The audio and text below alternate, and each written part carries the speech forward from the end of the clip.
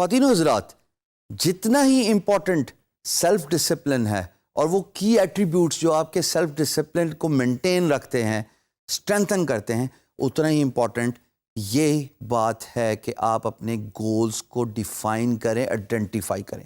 اگر آپ کو یہی نہیں پتا کہ آپ کی منزل کیا ہے، خواتین و حضرات یقین جانیے آپ کو یہ بھی نہیں پتا لگے گا کہ آپ نے اپنی منزل تک پہنچنا کیسے ہے۔ You will be lost between a time and space. So it is very important for you to define your goals. And in order to do that, you can see the 4 actionable plans I have laid down for you, starting from measurable. اب measurable کا مطلب کیا ہے؟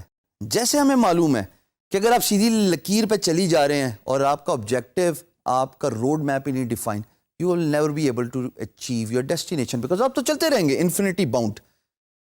آپ کو یہ identify کرنا ہے کہ آیا آپ کا گول میجریبل بھی ہے کہ نہیں ہے، اس کی کوئی منزل بھی ہے کہ نہیں ہے، اس کا کوئی اینڈ پوائنٹ بھی ہے کہ نہیں ہے۔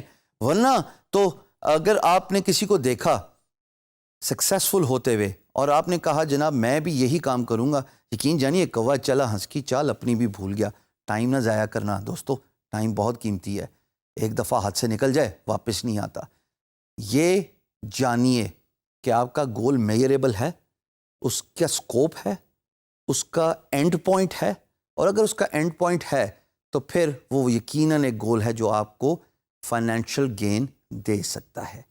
دوسرا important key factor in identifying your goal is it ٹریکیبل؟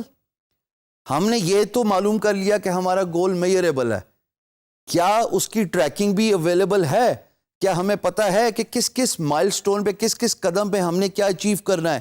اگر ہمیں یہ نہیں پتہ لگے گا تو ہم اینڈ پوائنٹ تو دیکھ رہے ہیں، بٹ اس اینڈ پوائنٹ تک پہنچنے کے لیے جو کی فیکٹرز ہیں ان کو نہیں آئیڈینٹیفائی کر پائیں گے۔ ہر منزل میں پہنچنے کے لیے چھوٹے چھوٹے راستے ہوتے ہیں۔ انگریزی کی سیئنگ ہے دوستو، little by little one travels for.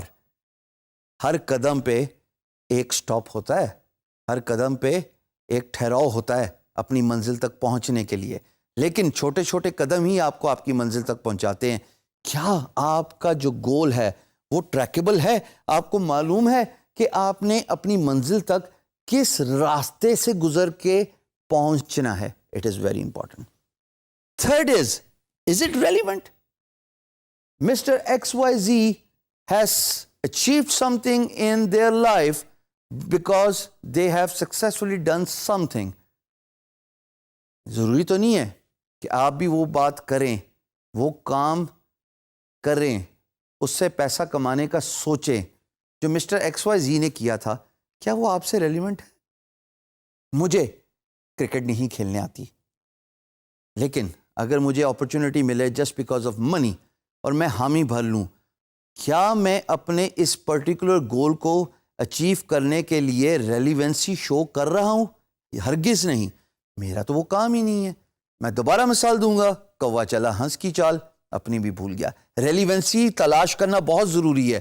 آپ کسی سے انسپائر ہو کے اس کام میں جب تک ریسرچ اینڈ ڈیولپمنٹ کے گھنٹے اور بے تحاشا گھنٹے نہیں لگاتے، یقین جانیے آپ کبھی بھی اس کام کی ریلیونس کو نہیں سمجھ سکتے اور وہ کام آپ کے لیے شاید بنا بھی نہیں ہے۔